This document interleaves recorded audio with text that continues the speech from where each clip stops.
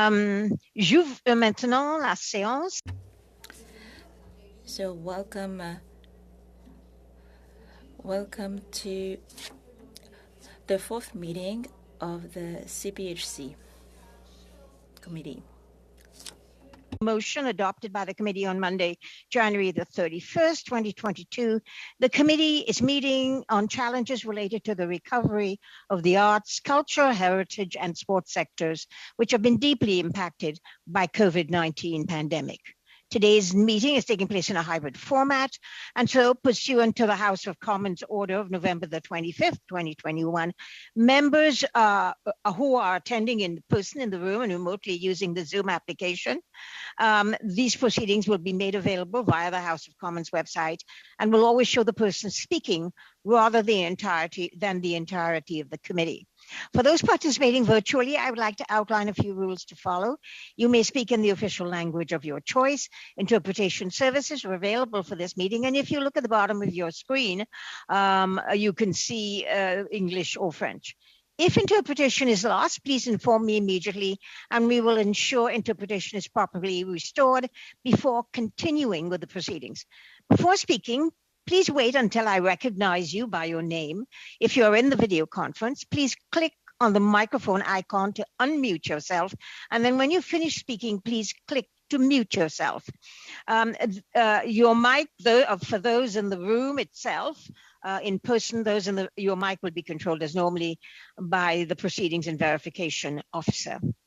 A reminder that all comments by members should be addressed through the chair.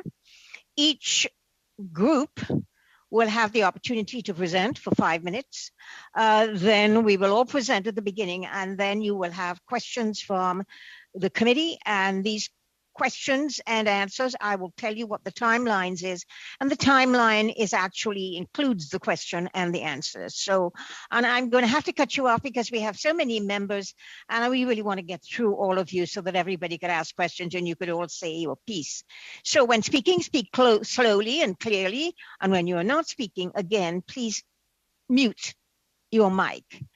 Thank you very much. And so we shall begin with the list of witnesses, and we'll start with the Alliance of Canadian Cinema, Television and Radio Arts. I don't know who your speaker is, but you have 5 minutes. Eleanor Noble. Thank you, Madam Chair, Mr. Vice Chairs, and committee members and staff. I'm Eleanor Noble. I live in Jojage, Montreal. I'm a Canadian performer and the national president of ACTRA, the Alliance of Canadian Cinema, Television and Radio Artists. On behalf of ACTRA's 28,000 plus members working in English language screen productions across Canada, I am pleased to appear today before the Standing Committee on Canadian Heritage to share the artist's perspective as part of the committee's study of the arts, culture, heritage, and sports sector's recovery from the impact of COVID-19. When looking back to the early days of the pandemic and the loss of employment experienced by millions of Canadians, it was Canadian artists and other self-employed workers who were left overnight with no income or social safety net to fall back on. Because many of us self-employed workers are not eligible for employment insurance, this made an already vulnerable group of Canada's labor market even more vulnerable. ACTRA was grateful to the federal government that the federal government acknowledged gig workers in the rules for the Canada Emergency Response Benefit and subsequent Canada Recovery Benefit, as well as the more recent Canada Performing Arts Workers Resilience Fund. These benefits were a lifeline for Canadians working in arts or entertainment industries who were temporarily or permanently laid off due to the pandemic and who would have faced even further financial hardship. The Canada Emergency Wage Subsidy was also instrumental in keeping our union operational when our revenue vanished. Thank you for having the foresight to step in and introduce these programs. While these federal support measures have proven effective in the short term, they demonstrate the need for long-term solutions to fill the gaps exposed by the pandemic. The changing needs of Canadian workers, as well as the ongoing pandemic, have resulted in a fundamental shift in the use of and need for modernized employment insurance programs that reflects and is inclusive of all Canadian workers. An expanded EI program that addresses the needs of a modern economy would allow self-employed workers to contribute to and collect EI despite not having a traditional employee-employer relationship as defined under the current system.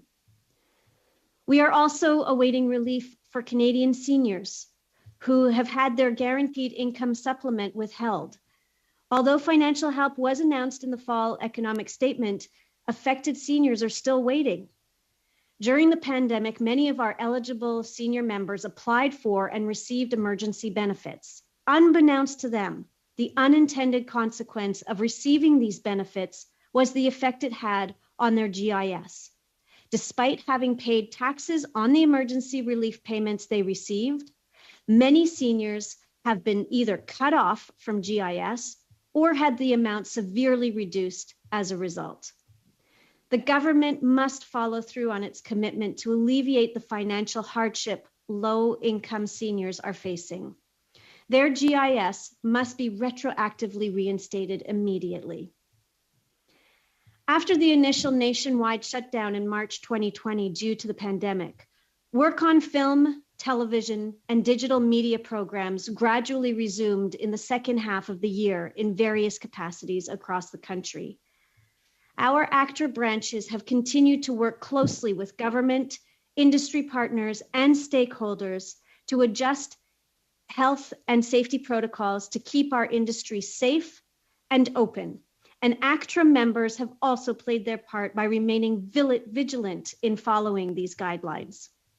And it's paid off.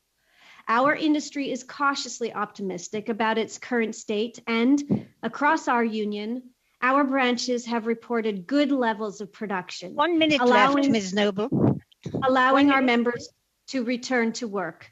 However, to keep up the momentum, our industry must be provided with the necessary tools to ensure its long-term success. In addition to following strong health and safety protocols, a significant contribution to our industry's recovery is the federal government's $149 million short-term compensation fund. The fund addresses the lack of insurance coverage we required to restart our industry by compensating independent production companies for interruptions or shutdowns due to the pandemic. With the fund set to expire at the end of March 2022, ACTRA hopes to see it further extended for as long as necessary to keep our industry open or until a permanent alternative solution is implemented. Another action the federal government can take to ensure the long-term viability of our industry is the swift passage of Bill C-11, the Online Streaming Act. This legislation will go a long way in securing the success of our domestic production industry. With the tabling of this bill last week, I was pleased to see the federal government recognize the importance of investing in and promoting Canadian content. Please finish your sentence, Ms. Noble. Your time is going to be up. But action must be taken to pass this legislation as soon as possible to support Canadian programming. ACTRA has been calling for Modernizing Broadcasting Act for over a decade. Thank you. Thank you very much. Now we go to Canada Games Council, the Director of Public Affairs, Ms. Blanchette. For 5 minutes, and I will give you a 1 minute call so that you can know that you only have 1 minute and you can wrap up. Thank you. Madam Chair, I'm also with ACTRA, so I was part of Eleanor's presentation. Oh, well, that's good. Thank you very much. That buys us some much needed time. Thank you. Kellyanne Paul, President and Chief Executive Officer of the Canadian Arts Coalition. Ms. Paul, for 5 minutes. Good morning. Good afternoon. Thanks everyone for inviting me and for conducting this very important study. Madam Chair and committee members, I'm happy to be here to represent the Canada Games Council and the Canada Games movement. Maybe just briefly an overview of the Canada Games, recognizing that perhaps not everyone is super familiar with what we do and who we are. We are the mini Olympics for youth in Canada. We alternate summer and winter every 2 years. Approximately 40% of the athletes representing Canada in Beijing at this time are Canada Games alumni. There's a funding model for host societies that actually organize the Canada Games, and there's also a funding model for the Canada Games Council. We are the franchise holder, and I'm here on behalf of the franchise holder of the Canada Games movement and as well as host societies.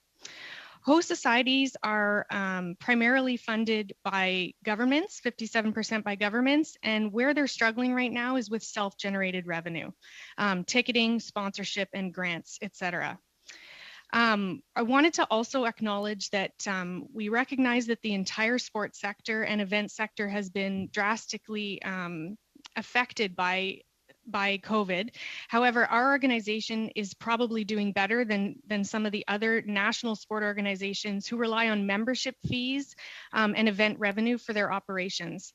However, the host society does rely heavily on event revenue and sponsorship solicitations, so want to be here to explain some of those challenges. For the Canada Games Council, so us, the franchise holder, we are very thankful, and we were recipients of the Canada Emergency Response Benefit, as well as the wage subsidy and the rent subsidy. Without these subsidies, our organization wouldn't have been able to make it through. Our host societies, however, were not quite as fortunate as us and the franchise holder. They were able to access the wage subsidy and the recovery program, which has now turned into a tourism and hospitality recovery program, and a rent subsidy. However, they were not eligible since their short-term program. They were not actually eligible for the same level of benefits as ourselves in the Canada Games Council. We also want to thank the Government of Canada for giving some additional money to our 2022 host society out of the Sport Canada program budget. When it comes to key challenges, we wanted to highlight the postponement. So for the first time in Canada Games history, we had to postpone a Canada Games. The host society at that point was at 24 staff, and they had to shrink to 6 staff for an additional year. There was a lot of mental health challenges, and obviously that is an extremely stressful situation to have to endure, as well as all the planning volunteers having to commit to an extra year to deliver this project. Our organization has implemented a mandatory vaccine policy, and with that will come additional implementation measures to ensure the safety of Canadians. And that has taken a lot of work, additional rigor, and time and resources to move that forward. When it comes to money, the host societies have been experiencing revenue loss. When it comes to private sector sponsorship, reduced ticket sales, and the opportunity of community engagement. For those of us watching the Olympics right now, you can see that the stands are empty. That has a massive impact on an organization's budget.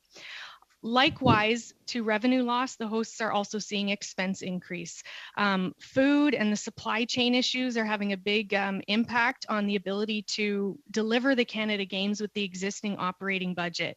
The cost for insurance has gone up, transportation has gone up largely, and medical expenses have gone up largely due to the pandemic and the additional safeguards required to make sure that everyone participating in the games is healthy.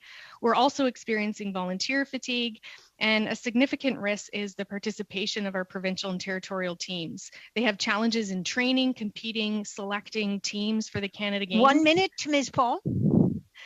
Okay, so with respect to what we're asking for or what we'd like you to consider, we have 3 main points. We wanted to talk about financial security, support via participation, and media awareness and advertising.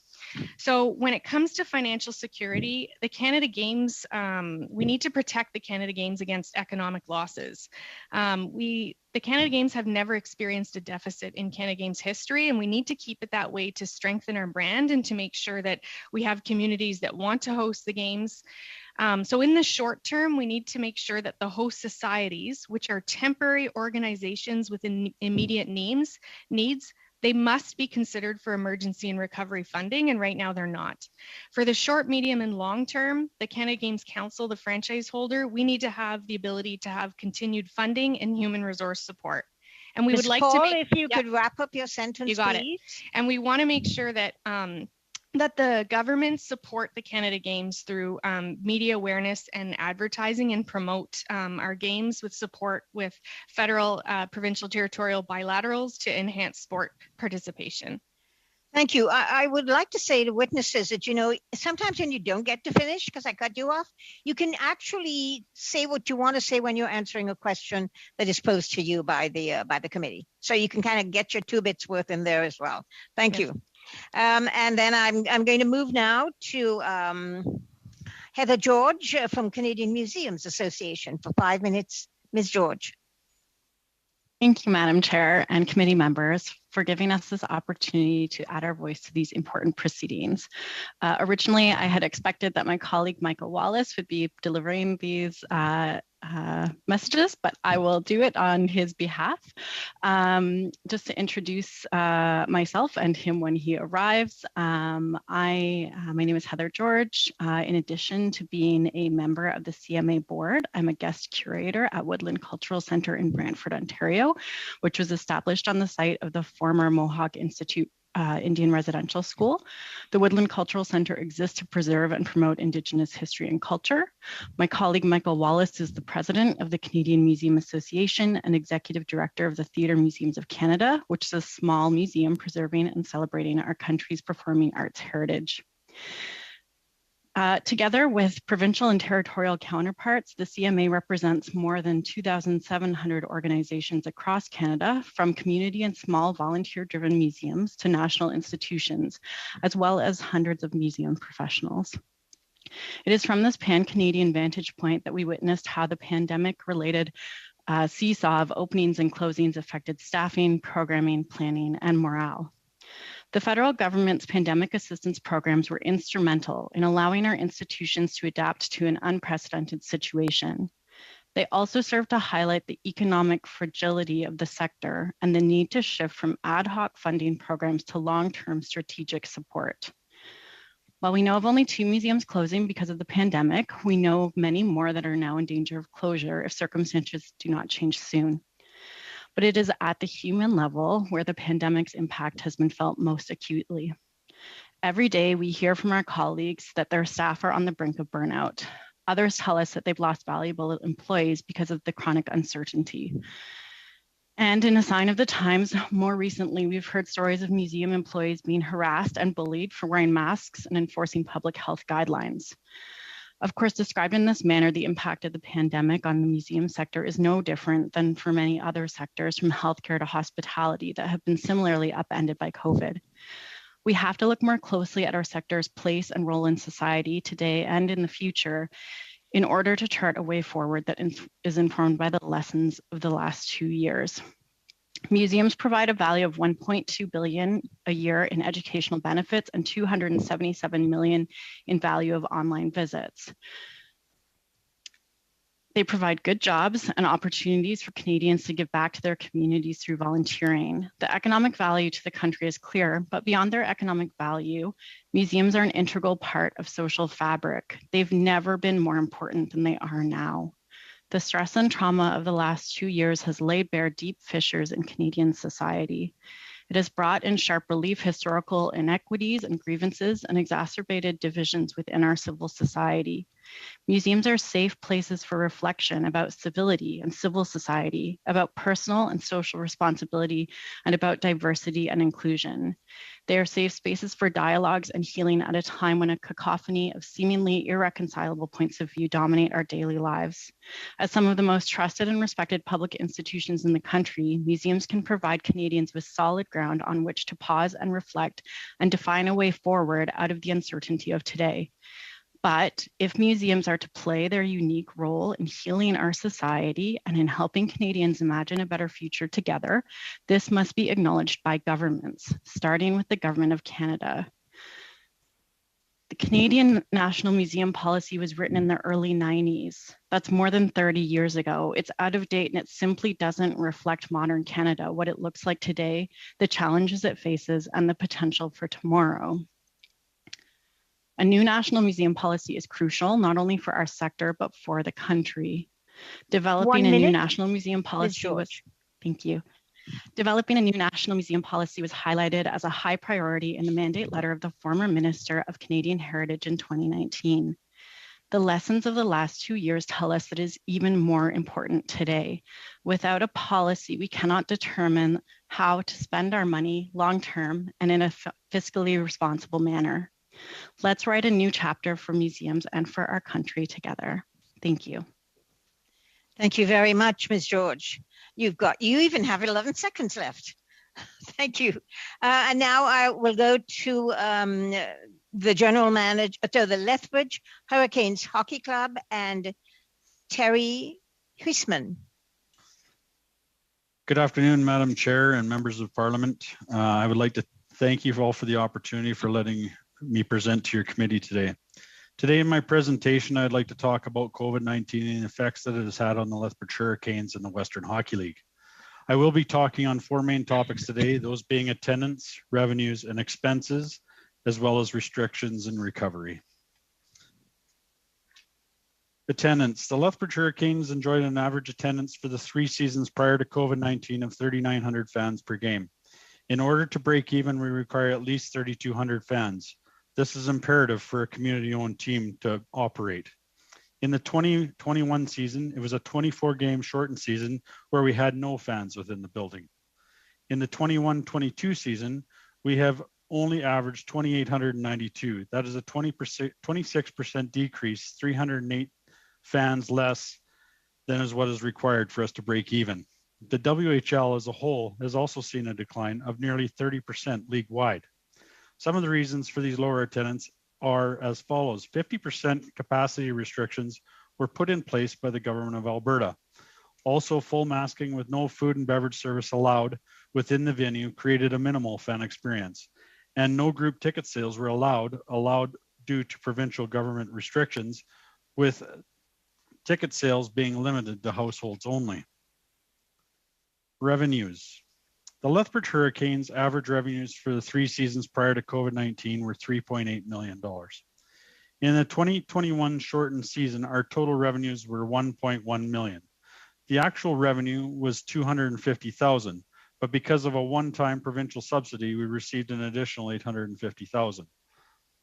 Also, because of the subsidies such as the Canadian Emergency Wage Subsidy and other subsidy loans from the government, we were able to not only keep all our employees working, but also helped us with other important expenses.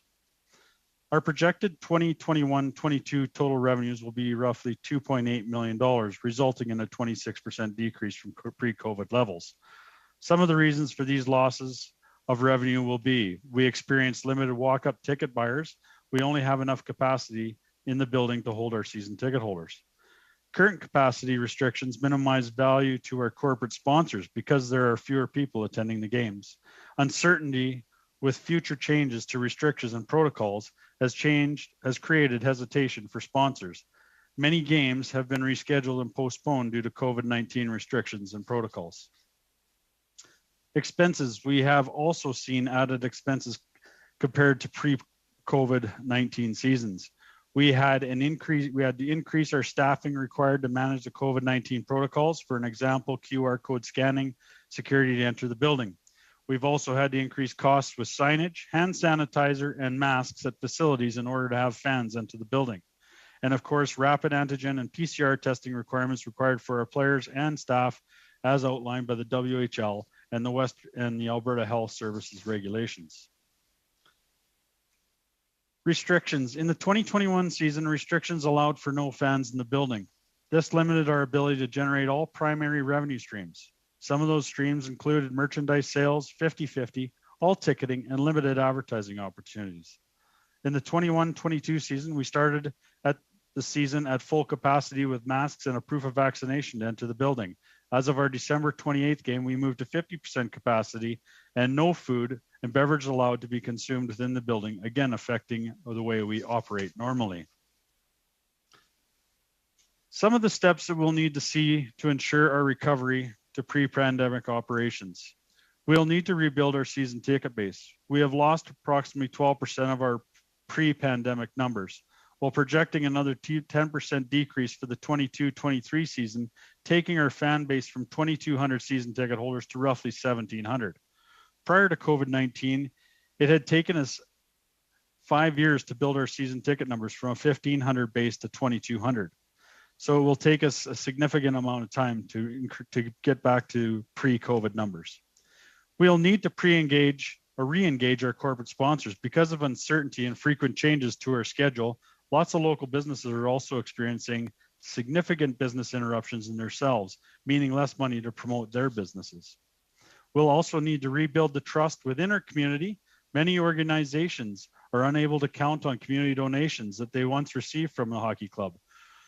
Pre-COVID, the Lethbridge Hurricanes were proud to donate and help raise upwards to $180,000 annually to many of these organizations.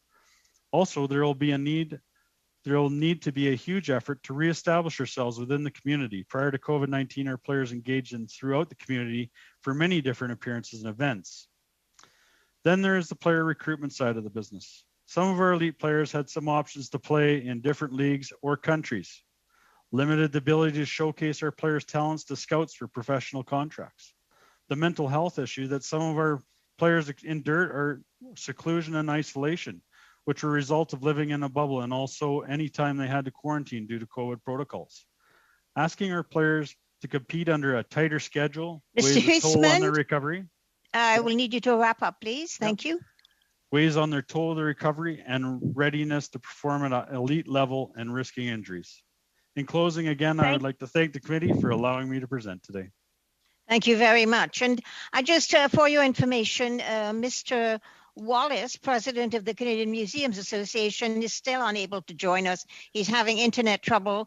And so, as you could see, Ms. George represented him beautifully. Thank you. The last witness would be Annick Charette, president of Fédération Nationale des Communications et de la Culture. For 5 minutes, Ms. Charette. Oui, bonjour. Yes, hello. The National Federation of Communications and Culture in Quebec is very happy to have this invitation and speak to you about this topic. The first thing that we can notice about the impact of the pandemic on the arts and culture sector is that it was and still is among the most affected sectors. In November 2021, the sector's economic activity in Canada was 23% lower than before the pandemic, while the vast majority of other economic sectors were above their February 2020 levels. We must recognize that despite the lifting of the lockdown measures last summer and fall, and despite favorable macroeconomic conditions, the sector has faced significant hurdles in getting up and running again. Workers and artists in these sectors are in such a state of uncertainty about their finances and future prospects that many are simply throwing in the towel and walking away. That's very important to take note of. Despite the appeal of the arts and culture sector to the uninitiated, in 2019, nearly 80% of artists and artisans were living below the low-income cutoff for a single person in Quebec, which was set at $24,220.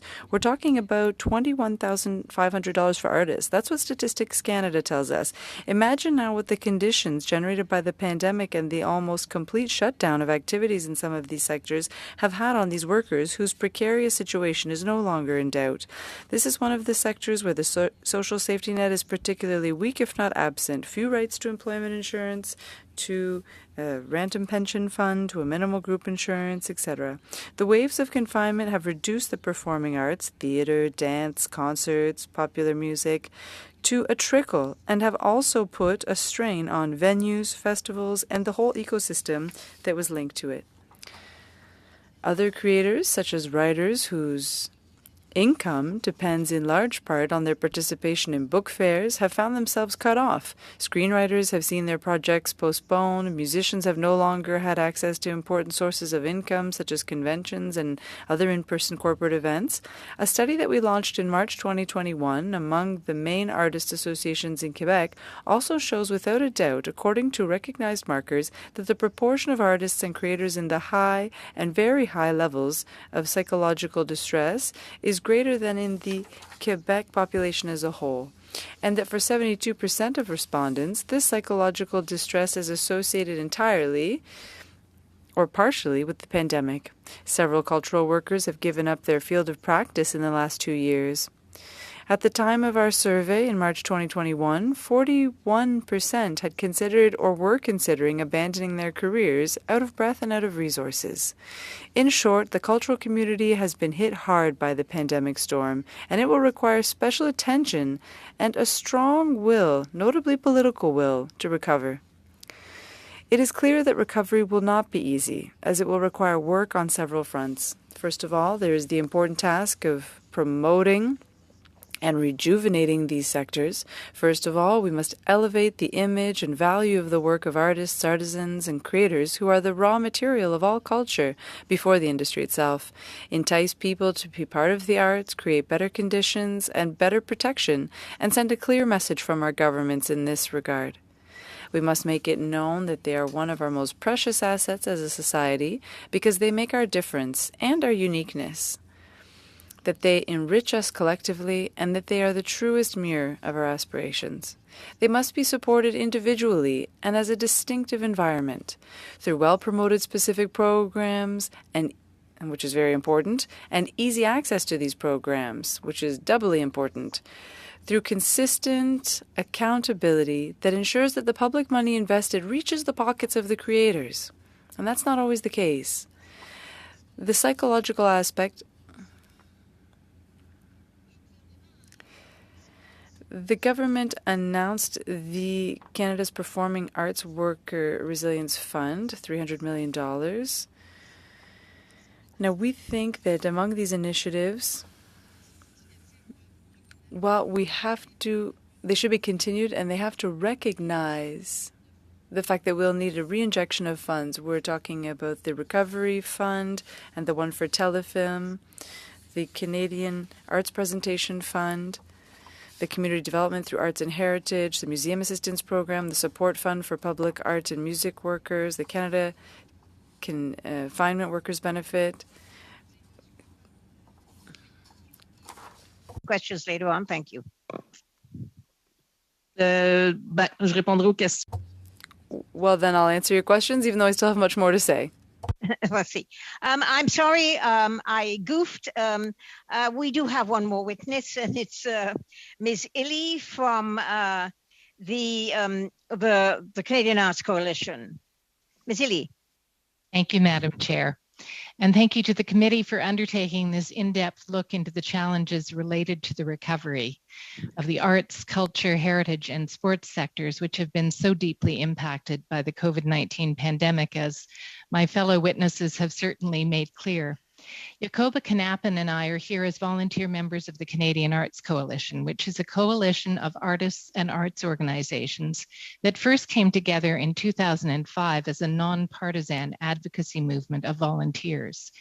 You can imagine that when the pandemic hit and the sector was shut down in March 2020, the coalition redoubled our efforts to gather and to share information about the impact of the pandemic on all of our members, large and small, who are active in the performing, visual, and literary arts, as well as in cultural industries right across Canada.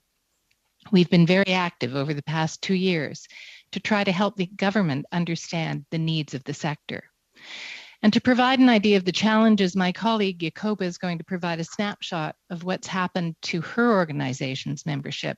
Jacoba is the executive director of the Toronto Alliance for the Performing Arts, with 164 member organizations in March 2020. Thank you, Sarah.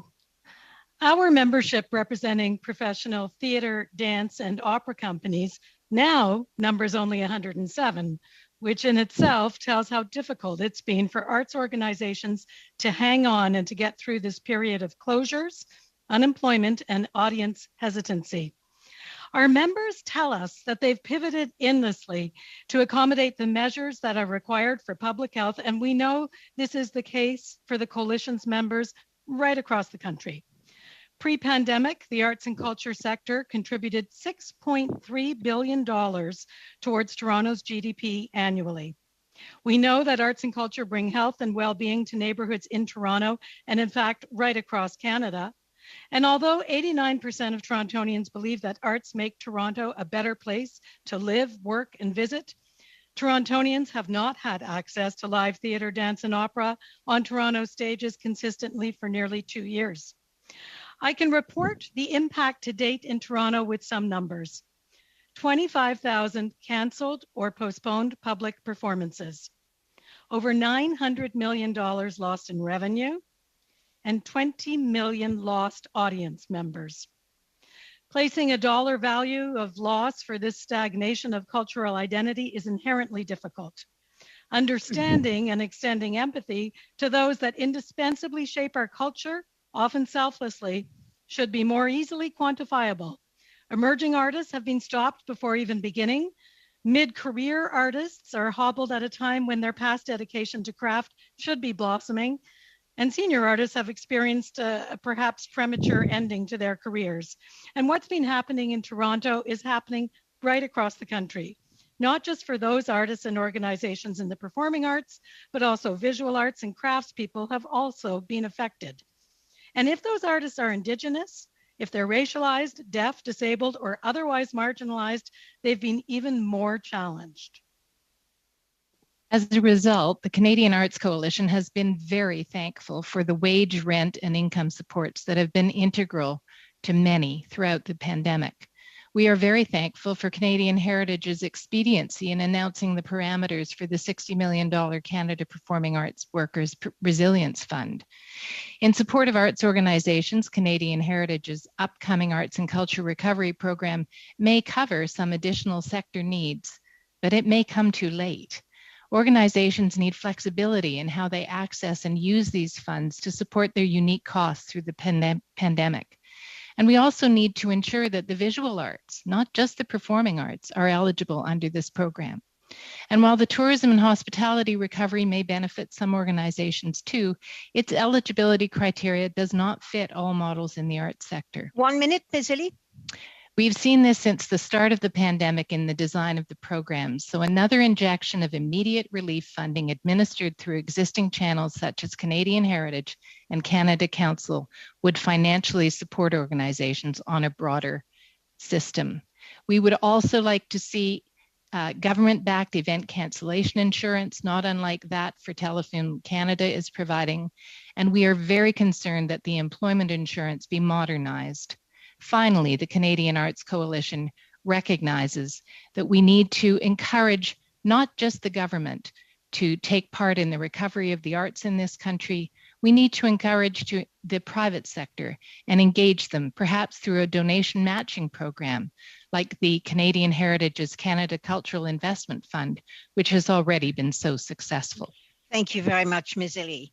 I just wanted to recognize that Mr. Wallace, the president of the Canadian Museums Association, has entered the room or the chat. Mr. Wallace, Ms. George very aptly represented you in as a witness. Thank you very much. And now I'm going to move to the question and answer section. And this is done in rounds per parties. And as I would like to remind you that the question and answer includes question and answer and not just question. Thank you very much. Now, the very first round begins, it's a 6-minute round, and it begins with Rachel Thomas of the Conservative Party. For 6 minutes, Ms. Thomas. Thank you. Ms. Paul, I'm just wondering if you can expand just a wee bit on your opening comments. You talked about the negative impact of supply chain disruptions and then, of course, inflation. Could you just comment on that a little bit further, just to help us understand the impact? Yes, absolutely. So to host the Canada Games, there has to be in place a $10 million commercial general liability. So as an example, typically this would cost in the nature of $15,000 to $30,000 for a Canada Games, but because of the impacts of COVID, we're having trouble getting insurance providers to cover that. So it's actually been a threefold increase to about $100,000. That's one example. And then just generally the cost to get athletes around all of the venues. So we need more buses and food is more expensive. Everything, just that supply chain impact right now is affecting like a mass number of operational expenses to host the Canada Games. Okay. No, that's really helpful. Thank you. It is good for us just to understand that and to have that context provided for us. So thank you. Yes. Mr. Hoosman, I'm wondering if you can talk a little bit about your fan base. And you talked about the fact that, of course, there are fewer people attending games now, and you suspect that might be the case for a little while here going forward. Perhaps you could talk a little bit about the rhetoric that takes place at a federal level via the Prime Minister, via the mainstream media. That rhetoric around creating fear, what impact does that have on fans coming back and filling the seats? Good question. I think that has a huge bearing on how we operate. We can see that from the start of the season where we saw a significant drop in our attendance. There was a lot of uncertainty, and obviously being part of the community and reaching out and discussing with a lot of our clients and customers, they've expressed the fact that they're just uncertain about coming in to the building at this time.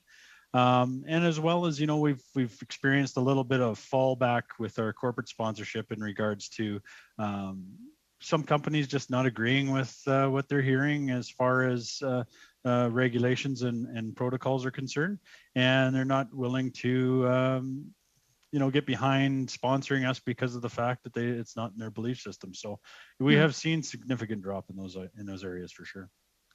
Mr. Hoosman, are there things that could be done by the government, or maybe it's that they need to do fewer things in order to help that fan base come back and bring back those corporate sponsorships and basically get back to normalcy? Well, I think once we start moving in a direction where I think that we'll see some of that with our provincial side here this week is what our hopes are, that I think we'll see some more comfortability of people moving in and out of our arena. But the way I look at it too is a lot of times that these companies that are struggling to support us corporately also maybe they also need a more influx of other programs or subsidies to help them so that they can get their businesses moving in the right direction so that they can promote themselves as well. Right. No, it's an interesting point. If you were just to talk a little bit more about the recommendations that you would make, so not so much at a provincial level, of course, there are things that are needed there, but is there anything at a federal level, whether it's with regard to financial benefits or regard to communication points or et cetera, what are the things at a federal level that you would recommend going forward?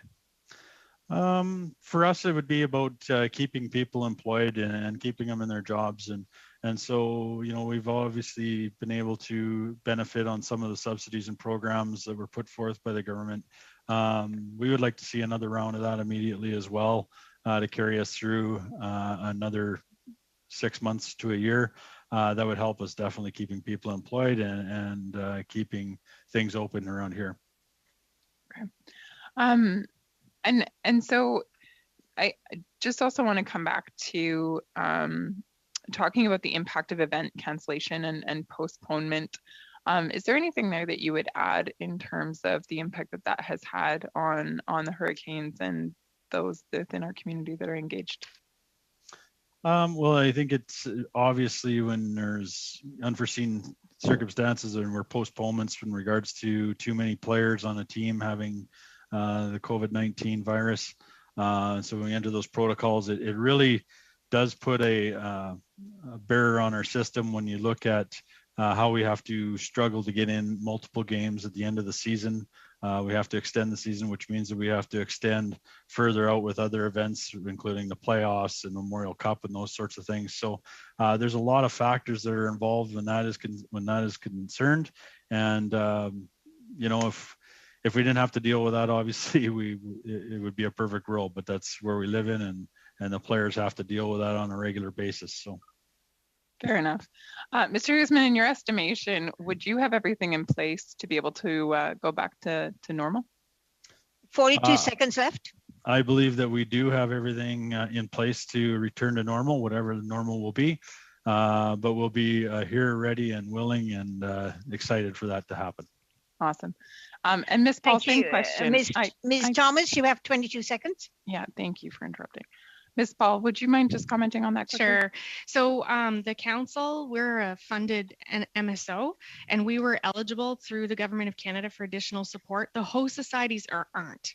So our temporary organizations that are funded temporarily by the Government of Canada, they were not eligible for some of those additional emergency, and they needed to be. Okay. Hopefully we'll have a chance to come back to that through another questioner. Thank you.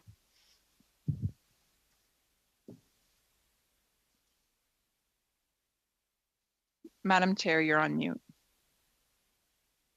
I keep getting muted, I guess. So I'm sorry.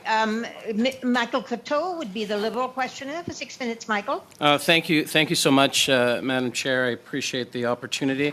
I wanted to take a moment just to say thank you to all of the deputants today. You know, the arts, culture, heritage, sports sector, even in the best of days, often struggle to keep going.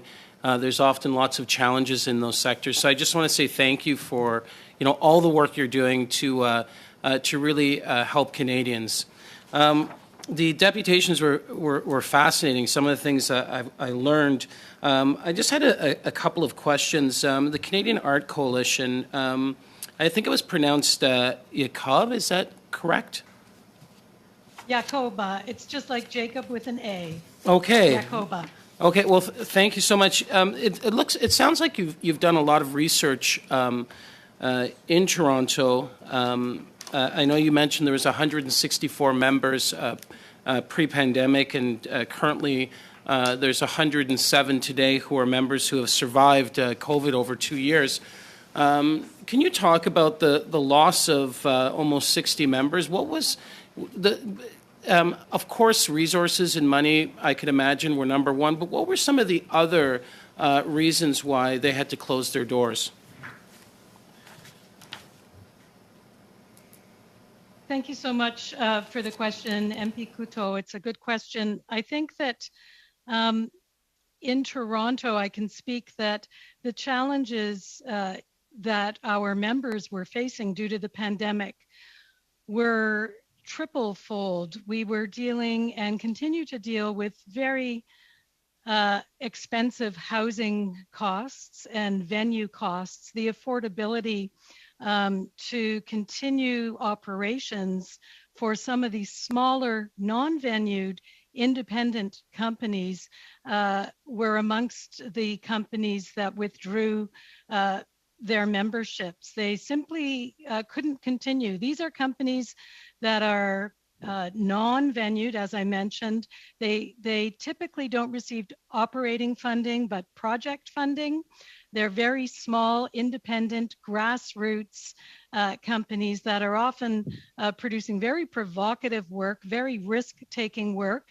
And these are also further impacted then, I would say, by the mental health impact in terms of working within very limited funds, very few resources, what we call the balancing act in terms of, as so many Canadians were juggling working from home with families, with children. Because I only have 6 minutes, if you don't mind, I thank you so much. I just have a follow-up question. There was, the 60 organizations that members that we saw not able to keep going during COVID. What do you think we can do to get them back into operation? What are some of the, specifically for those small organizations that really, even under normal circumstances, find it difficult to operate? What can we do, federally to better position those organizations and perhaps have some of them return back into operation? Thank you. I think paying the bills and enjoying a reasonable standard of living are universal hope for outcomes in any career pursuit.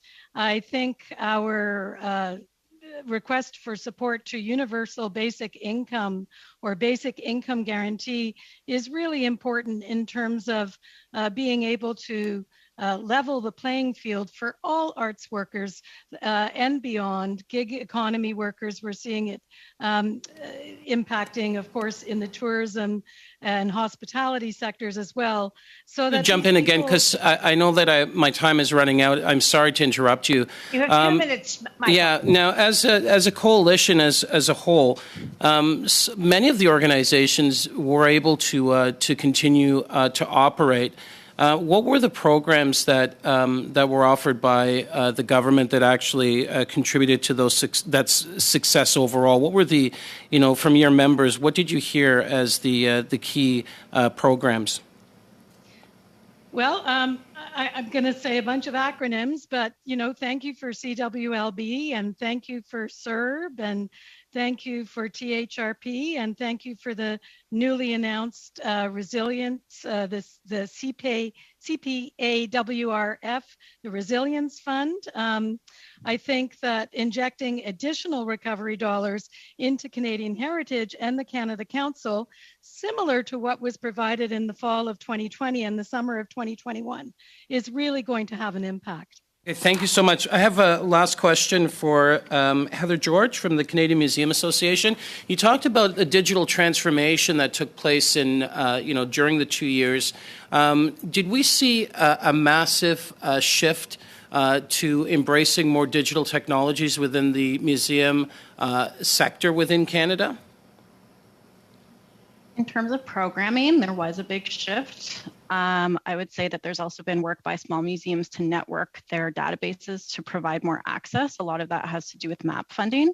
Unfortunately, that is not an equitable approach to museum work. It leaves behind very small communities, northern communities, and Indigenous communities who don't have access to proper telecommunications to support this programming. And especially at a time when the entire country is talking about reconciliation, I think that is an important issue to consider, that using digital technology, while it works for the majority of the population, certainly does not work for everyone. Thank you, Ms. George, and thank you, Mr. Couteau. Thank you, Chair. Next round is Martin Champoul from the Bloc Québécois for 6 minutes. Merci, Madame la Présidente. Merci beaucoup. Thank you, Madam Chair. I'd like to speak to Ms. Charette.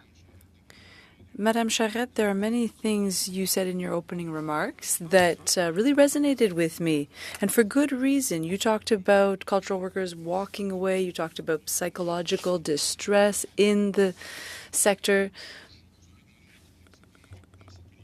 Well, it's obvious to me that this is happening because the cultural sector is being affected more than other sectors. Can you explain to me a little more what impact this has on the daily lives of your members? I'd like to hear you speak on that a little more. This is very concerning. Well, arts associations have seen their membership go down significantly over the course of the pandemic. Well, for artists, money is not the first thing they need, but as you've seen, most of them live under the poverty line. Now, the lockdown has deprived them of many things, but when you can't live as an artist or practice as an artist, you have to find another means of existence, and this applies to other people as well. But in their case, they were deprived of the air they needed to breathe, so to speak. And sometimes they couldn't participate in things that were bigger than themselves. So that's that for the psychological effect. Now, these people, well, not all of them will come back to work. Just like customers, because during the pandemic, things have changed. And are people going to come back to the festivals and the theaters and the concerts? Maybe we're going to see a new economic model, a new way of doing things.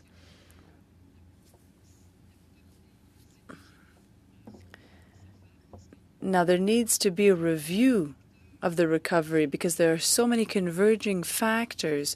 We're not just talking about opening up. It's not like a restaurant where you just buy some food, hire people, and you're up and running 1 week later. The whole thing has to be relaunched. You have to get people thinking of ideas. You have to put back together the funding system. And we know how difficult it's been to get people to recruit festivals. There was a lot of talk of that earlier, subsidies and investment in the community, relaunching investments in the community. This is going to be a huge job in the next few years, and we need more funds over the next few years. Now, do you get the impression that artists and cultural workers are aware of this reality, what it's going to take to rebuild in their industry and to recreate these habits? I mean, both on the artist side and on the consumer side. Do you think this is something that discourages them and which contributes to this whole situation? Well, Some of them are really at the end of their rope. There are some venues that don't have any more money or human resources. When the last lockdown happened, well, that was really the last straw for many. Earlier you talk about that. I'm sorry I'm trying to go quickly, but that's okay. I'm going as fast as I can too. You talk about something that really struck me. You talked about the access to funds being doubly important, and I get the impression that that access is a huge challenge. Do you find that the programs in place are often too complicated? And so that discourages people from even making applications? Well, most of the industry agrees that things could be simplified. We know that we know that public servants are there to make sure that public money is used well, but often there are obstacles and people get discouraged. In fact, people need to be engaged and mobilized. It's not just the artists and the artisans that are required. We're going to need other people too. The Resiliency Fund that was announced a few days ago, last week that is, well, correct me if I'm wrong, but there was an expectation that there would be a recovery fund for people who aren't admissible to other programs, an emergency fund. And yet this is a fund that is not specifically for emergency aid, but it's also a program that seeks to finance projects. I'm sure it's a good concept, but do you feel that the process was made more complicated, whereas people from the sector need some air and financial aid that's made available quickly? Well, I would say that there are good intentions in this program because it does address mental health, and that's not a small portion of it. But between the announcement in the fall and the month of January, well, I think there were very good intentions, but I think that we're going to need more than that because cultural workers will need help for a longer period compared to other workers. It's going to have to be meaningful. It'll have to be specific help for them just up until the time that we've got a confirmed indication that things are going well and the recovery is well underway. I'd like to ask your opinion. 30 seconds. Très rapidement, Madame Charette. Very quickly, Ms. Charette. The review of the Artist Act at the federal level, what do you think should be in this act federally? Oh, federally, well, I won't be answering that in 15 seconds, that's for sure. But we really do hope that C11 will be adopted as soon as possible. We will support the government on that one. Okay, we'll have another opportunity to talk about it. Thank you. Thank you very much. And now I go to the fourth person in this round, Mr. Peter Julian from the New Democratic Party. 6 minutes, Peter.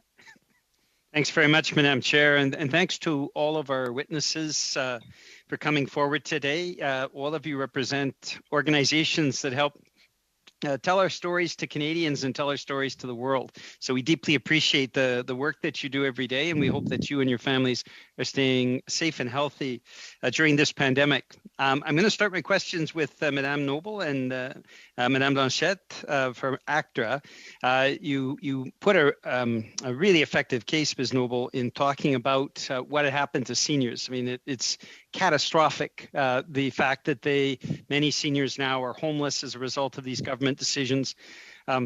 And the government needs to act immediately. We also saw just prior to Christmas a very abrupt ending of the CRB that cut 800,000 people virtually overnight from having the wherewithal to put food on the table, to keep a roof over their head.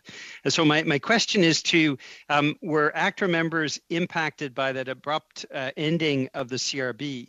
And what would you say is the situation now for ACTRA members across the country? How are they making ends meet? Yes, they were impacted. Obviously, our profession is precarious by nature, and just having everything cut off like that when we aren't fully up and running in the capacity that we used to be was detrimental to many members.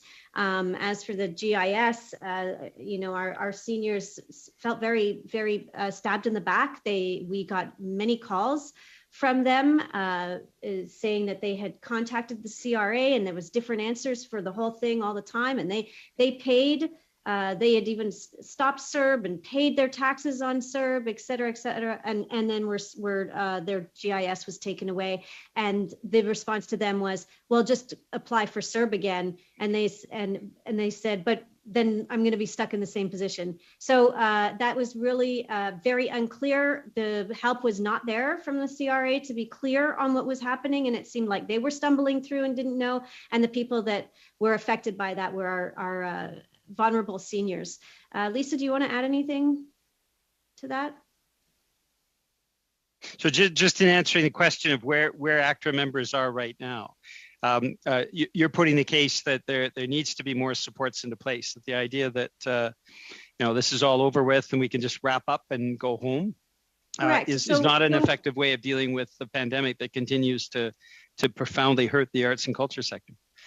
Correct. So our sets, one of the things on our sets is that we work in close contact with each other, and we don't wear, when we call for action to record, we remove our masks, and so then we're in a vulnerable state, and we have been following protocols across the country.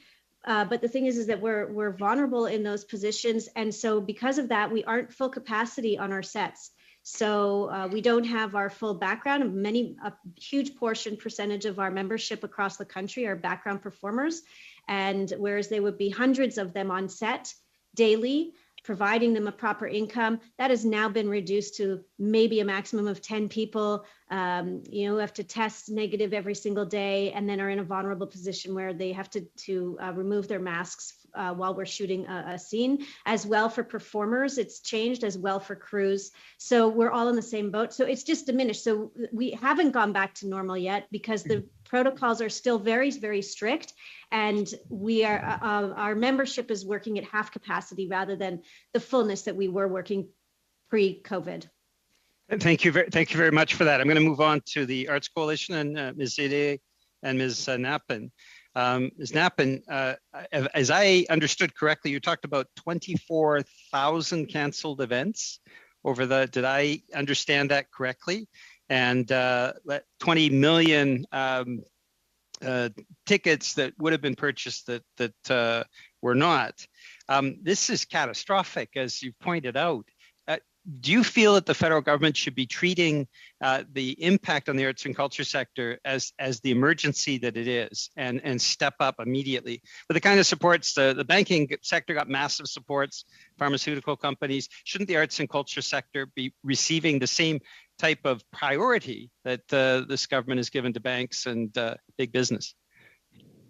Thank you so much for asking that question, Mr. Julian.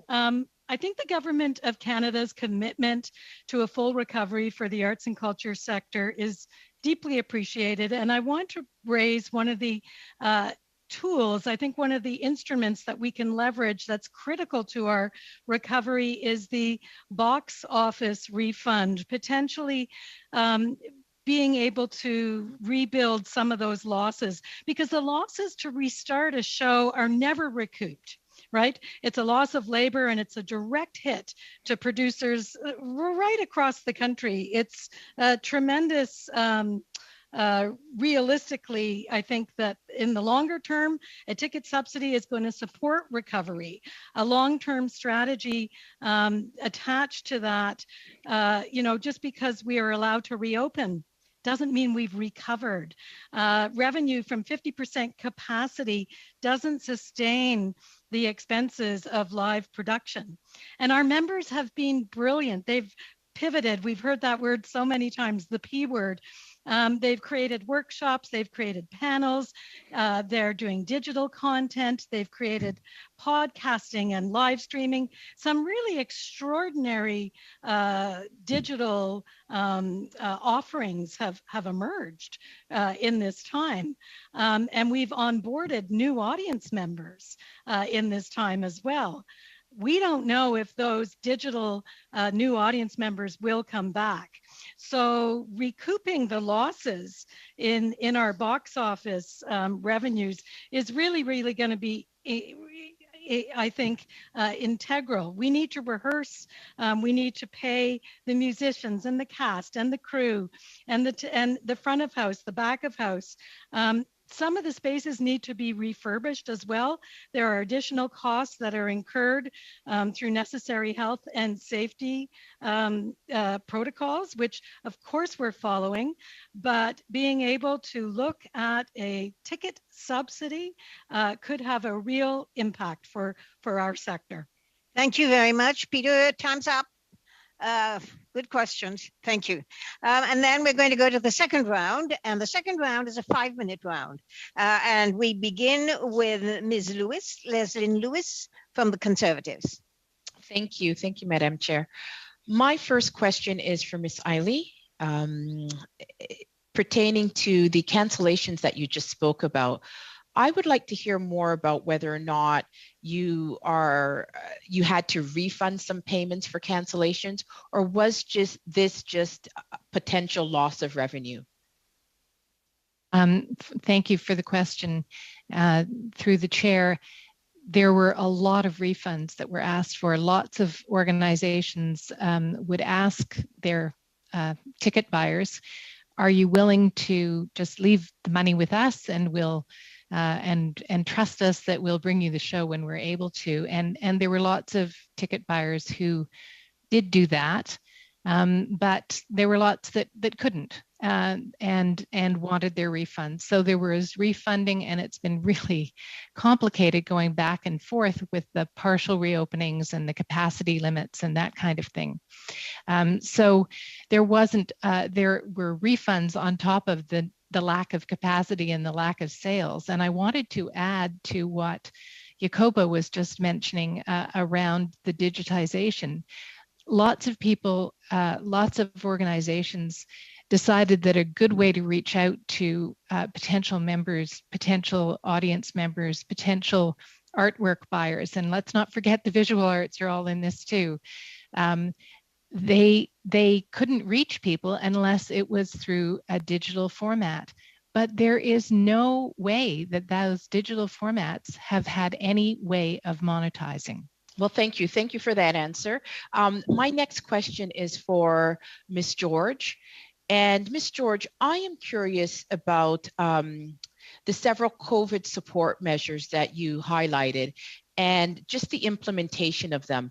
How would you assess their effectiveness in providing the financial relief needed? And were there any gaps and problems that you would like to highlight?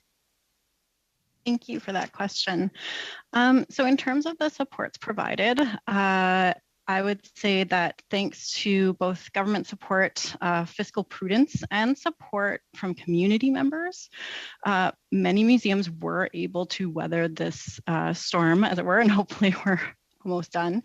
However, I would say one of the barriers or the gaps is that all of these parts of funds are in different locations, which presents an additional barrier, especially for small institutions who might only run seasonally or whose staff are primarily volunteers.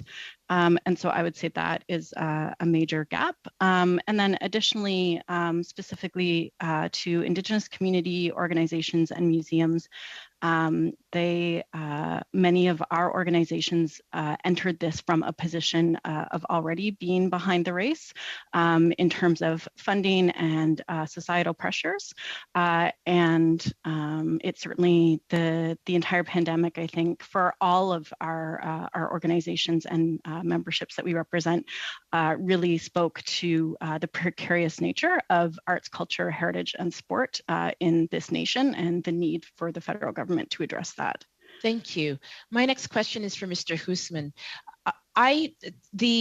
Your conversation, your answers to Ms. Thomas, I wanted to just expand on that. And you'd stated that you had some increased costs, and you've noted signage and rapid tests and other items. Would you anticipate that these costs will even expand further when you reopen and you allow for things like food, given the cost of the increases due to our limited supply chain? I would think that we will continue to use those items. I mean, obviously that'll be a person's choice whether they want to wear their mask within the arena, but they will still be offered as they walk through the door, and they'll still be those expenses as well. As we move forward and levels of COVID start to drop or continue to drop, I would think that some of that stuff would probably be alleviated from the arena. But with respect to food, you had stated that you're not serving food now, and that when you reopen, it's anticipated that you would be resuming sale of food. Yes, so I think once the provincial restrictions get eased, hopefully this week, that they'll reintroduce the ability for us to have food and beverage back in the arena. Right. And do you anticipate any increased costs due to that because of some problems that we are having in our supply chain? No, I believe that those expenses have already been incurred. So. Okay, wonderful. Thank you, Ms. Lewis. Your time is up. Thank you, Madam Chair. That's fine. Thank you. Now I would like to move to the Liberals. 5 minutes. Chris Biddle. Thank you so much, Madam Chair. My first questions, I would like to go to the Canada Games Council. We're excited in Niagara to be hosting the Canada Games. Would have been nice to do it last year, but unfortunately, COVID-19 pushed that back to this summer. You'd mentioned the inability of the host societies to access programming, but I was present at an announcement last year where an additional $1.1 million was offered to the host society in Niagara to cover the additional costs of postponement. Is that true? Yeah, it wasn't a typical program, though, that was actually struck by the government to support COVID relief funds. So it was literally Sport Canada finding some additional money to support the COVID piece, but it wasn't one of the prime funding programs for COVID relief that are available to the rest of the NSO and the MSO community. Okay. But again, it was the government finding that hole in the that exists and filling that hole for the host community or host society in Niagara. Support towards it, yes. Yes, thank you. We can move on to Mr. Hoosman. Perhaps it was just an unusual question. I'd just like to clarify in terms of the question was about language by the Prime Minister impacting your business. And I think you've said it in your other statements. Confirm that the restrictions that have been placed on your business are entirely from the province of Alberta. Is that correct? Yes, they are. Okay. And that the prevalence of a highly infectious disease and thousands of deaths in your province is probably greatly contributes to people's hesitance to attend a sporting event. Is that a fair assessment? I would say that is a fair statement. Thank you so much. And if we can move on to the Canadian Arts Coalition, and I know you've discussed the federal government programs that have come into force, and perhaps I just want to counter a couple of the items that Mr. Julian talked about in terms of the banking industry and that the federal government has ignored the arts sector, but would like to point out that $500 million in the 2020 fall economic statement, $281 million to the sector in 2020, or excuse me, $500 million in 2020 economic update, $281 million in the fall economic statement, and $500 million in the 2021 budget. I appreciate that more is necessary, but I was wondering if you could comment on what the impact of the existing federal programs have been on the sector, and if you've seen it as a priority that has been placed by the federal government for the arts sector. Thank you for the question, and I can certainly say on behalf of all the membership, and we have surveyed people right across the country, those particular programs that you've listed were absolutely essential. I think we've heard that from a number of people on this panel today. They have been described as absolute lifelines to the arts community. Though there were some hiccups in terms of some of the designs at the beginning, the wage subsidy, but it was very welcomed that the community was asked to provide suggestions about modifications to the programs, and we were able to do that. So there's no question that the list of letters that Jacoba read off have been terribly important: the wage subsidy, the rent subsidy, the CERB, etc. The concern, of course, is that the pandemic is still not over. The audience hesitancy continues. The capacity challenges are still there. So the real concern is just that these programs have been essential and will continue to be essential. And the Arts Recovery Program is fantastic that it has been announced. Again, we look forward to working with the government to help make sure that it meets the unique needs, not just of the performing arts, but also of the visual arts and the other segments of the arts and culture sector, for which these continue to be very, very tricky days. Mr. Biddle, you have 29 seconds. Very quickly to ACTRA. Has production bounced back toward pre-pandemic levels? Production has been pretty good. We've been very impressed with how it's come back. But as I said before, we are at half capacity on our sets. So the amount of people being hired is not the same. And also when we went into the pandemic shutdown, the industry changed for performers across this country. We no longer go to casting houses to audition. We had to buy and equip ourselves with our own equipment. It was costly. It was time consuming, and it came out of our own pocket. So yes, we're doing well on the production side of things, but we are not at full capacity from a hiring standpoint of how many members are working on sets. Thank you, Ms. Noble and Mr. Biddle. And we now move on to the next round. It's the Bloc Québécois, Monsieur Champoux, for 2.5 minutes. Thank you. Merci, Madame la Présidente. Thank you, Madam Chair. I'd like to stay with Ms. Noble from ACTRA. We spoke a little while ago and we talked about the question of reforming employment insurance, especially the basic conditions that we'd like to have for people in the cultural sector. And we also had the chance to address the project that you'd like to put forward on the reform of the status of the artist federally. What do you think we should absolutely be prioritizing when we start looking into these matters? Oh, yes. Well, we really want Bill C-11 to pass and to modernize our Broadcasting Act. It's time. We need media giants like Netflix and Disney Plus, et cetera, to be contributing to our industry so that we can develop Canadian stories and production. We have talented Canadian writers, producers, directors, performers across this country, and we need to start producing our own work. And Madame Noble, je vous interromps, je sais pas. Ms. Noble, I'm interrupting you. I don't know, perhaps maybe you didn't quite understand my question. I'm talking more about the reform that's desired for employment insurance and for the act concerning the artist's status. We spoke about this when we met a little while ago.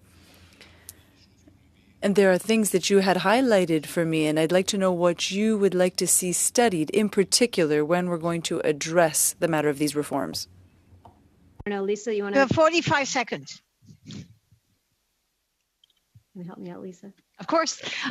For employment insurance, we definitely are excited about the review that is being undertaken and the opportunity of broadening the system so that self-employed workers can participate. Our members, they want to work. They want to be contributing to the system so that they have a safety net if something like this were to happen again. With respect to status of the artist, again, this is a great piece of legislation that we would like to see looked at again. And if, for example, in Quebec, there's the income averaging that's available to Quebec artists, is that something that could be introduced federally for artists across the country? The possibilities are endless with Status of the Artist, and we're very keen to be part of a consultation. Thank you, Ms. Blanchette. Mes excuses, Madame Noble, pour... Thank you, and my apologies, Ms. Noble, that it wasn't clear when I asked my question. That's all right. And now can we go to Mr. Julian for the NDP for 2.5 minutes? Thank you. Merci beaucoup, Madame la Présidente. Je vais poser ma question. Thank you very much, Madam Chair. I'm going to ask my question of Ms. Charette, but I'd just like to answer Mr. Biddle.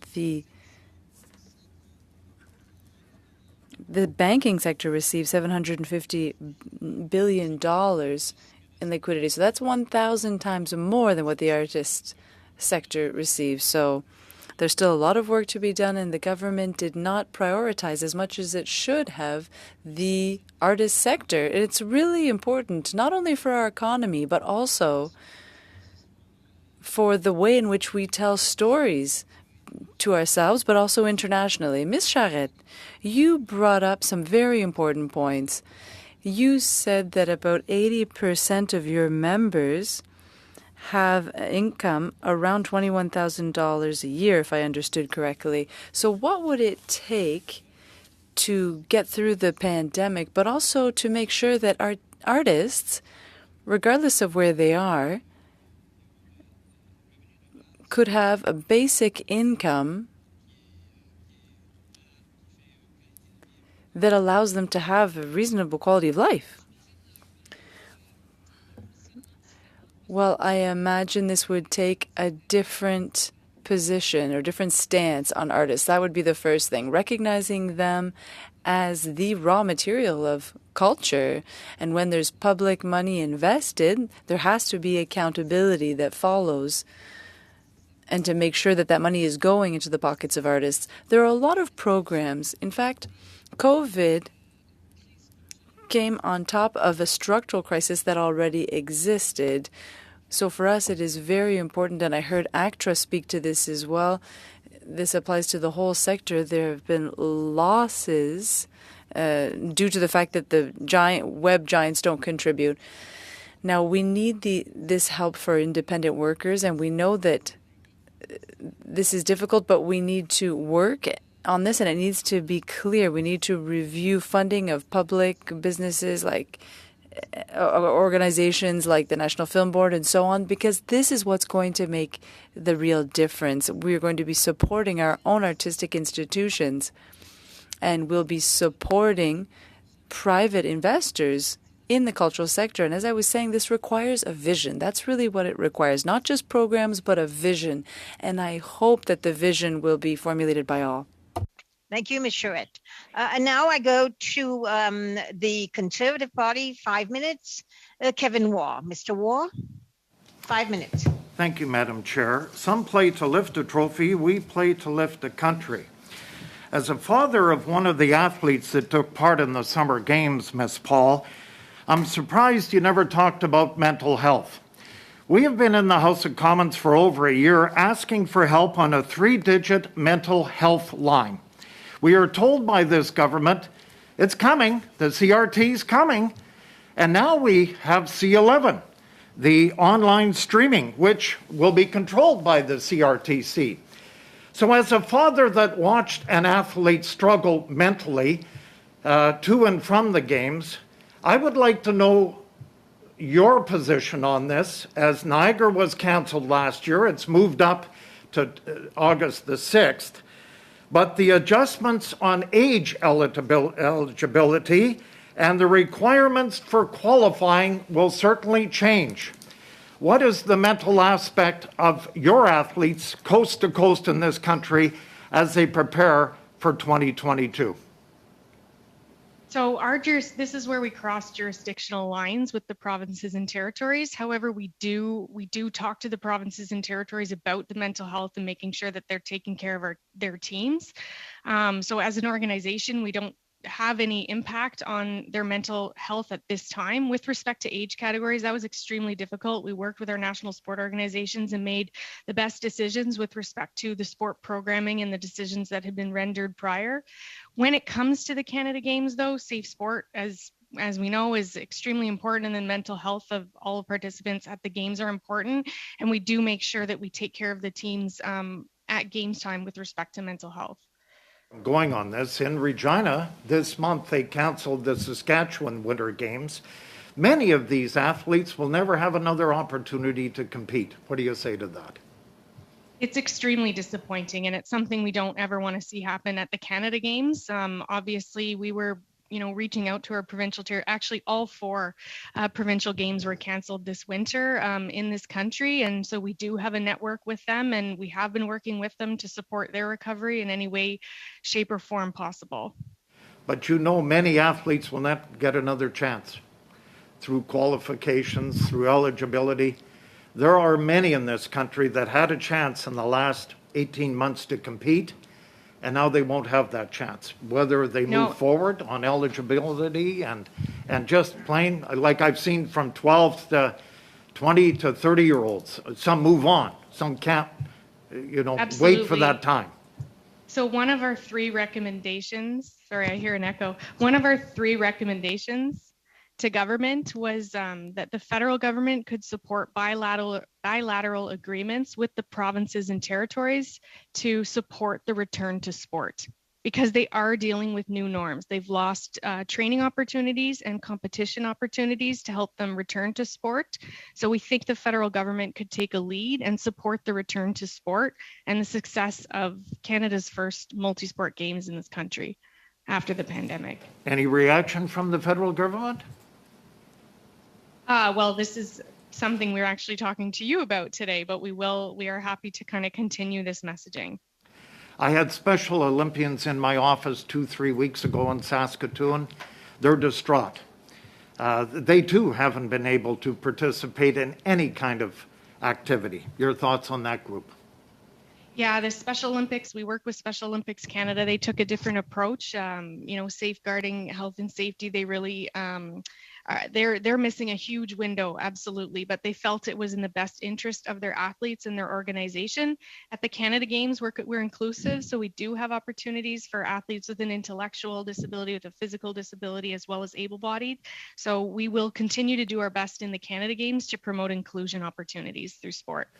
Thank you. I'm going to go to Mr. Wallace. You haven't had a time to speak to committee today because you had some trouble zooming in here today, but I'm going to give you an opportunity now because the museums in this country are really suffering. We all know that, and I think Ms. George said only 2 closed, which that kind of surprised me. I thought there would be more. But digitizing and creating virtual exhibits for visitors online. In the last 18 months, have you made any improvements in there? Improvement is an interesting word. The notion for the digitizing, I think that all falls in, as Heather was pointing out, the need for us to have a policy so that we can figure out from coast to coast to coast, how does digital fit into what museums are trying to do? And rather than having an ad hoc approach where each individual museum is trying to launch digital projects, the ways that we can do it together as a country. Good, thank you. I think my time's up. Yes, your time is up, Kevin. Thank you very much. We go to the final round, person in this round, and that's the Liberal Party. For 5 minutes, Ms. Hefner.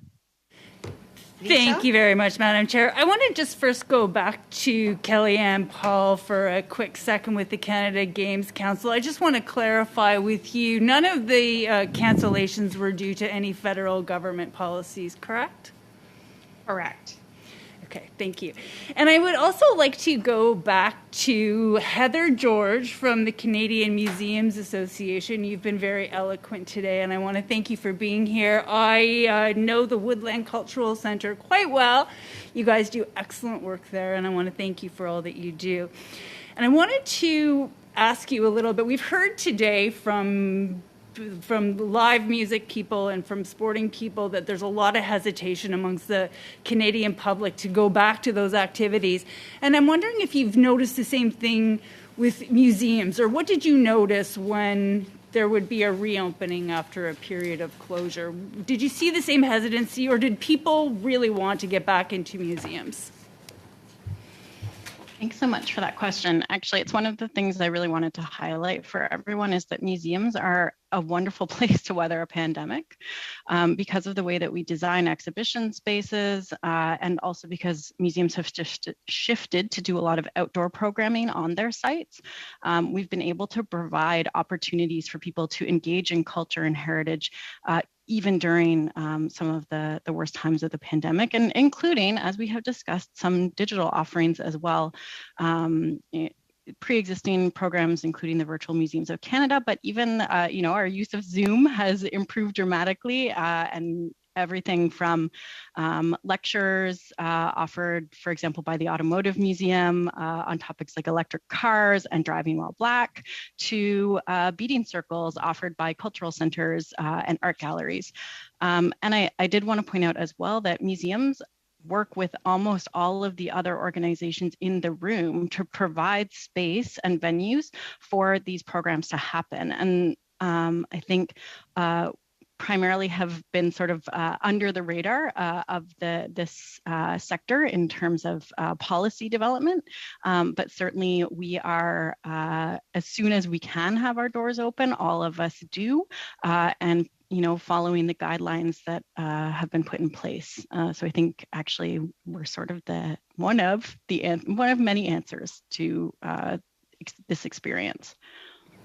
Thank you. And then I also took note that you mentioned that only 2 museums closed throughout the pandemic. I'm wondering what would have happened if there hadn't been federal government supports. Can you imagine what the museum landscape would look like today if those supports hadn't been there over the past 2 years? Sure. So for the average museum, this is not speaking about the national museums, but the average museum receives about 40% of its funding from government sources. So that's some pre-existing sources, but certainly we needed the additional support through all of these various mechanisms that were put in place by the government. And again, to get back to the museum policy, this is not, necessarily a current issue. This is something, the original policy was established in 1970, last updated in 1990. So we've had multiple opportunities prior to this pandemic to really look at how museums help communities to weather all sorts of storms, right? We provide a venue for really mental health, right? Other countries around the world prescribe museum visits as a solution to mental health concerns. And so I think that, that is something that we could look at as well. It isn't just about the dollars. We certainly are grateful for those dollars. But I think that, as we look towards hopefully a slightly rosier future, we need to look at new granting models, new ways of administering the grants that are more responsive to community needs. We need to look at ways of building philanthropy for all of our entire sector, providing better, matching funds and better tax incentives. So thank you for that. You were talking about the museum policy just earlier and just now again being 30 years out of date. What other things would you like to see if we were to update the museum policy? What would you like to see in there to secure the sector? 23 seconds. Oh my goodness. Okay. Well, first of all, I think one of the things that the government committed to was holding a discussion nationally about this topic. And I think that's incredibly important. Museums are quite diverse. And I should say it's not just museums. This includes zoos and cultural centers and Indigenous knowledge centers and like the little tiny exhibition space you have at your library. All of these spaces tell these really important stories and help us to build civil pride and engagement in society. And so I think that the first step in doing this work is bringing, the diversity of organizations together. And of course, we're happy to assist in that, but we aren't the CMA is not the only organization that helps to bring these voices forward. And I think we would really like to see that opportunity to have that discussion go forward. Thank you, Ms. George. Thank you, Lisa.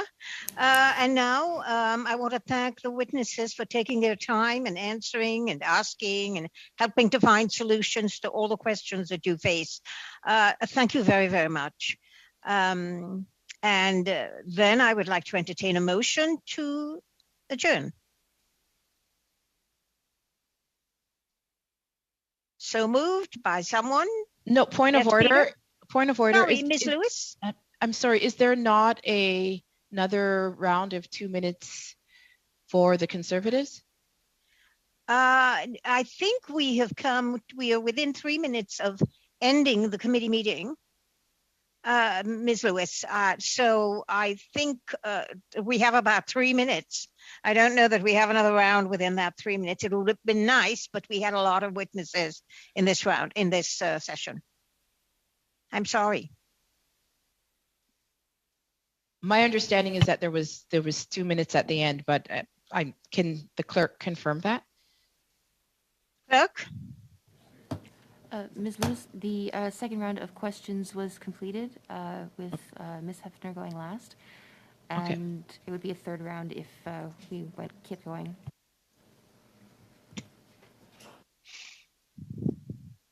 Thank you. So I declare this meeting adjourned, and thank you again, everyone.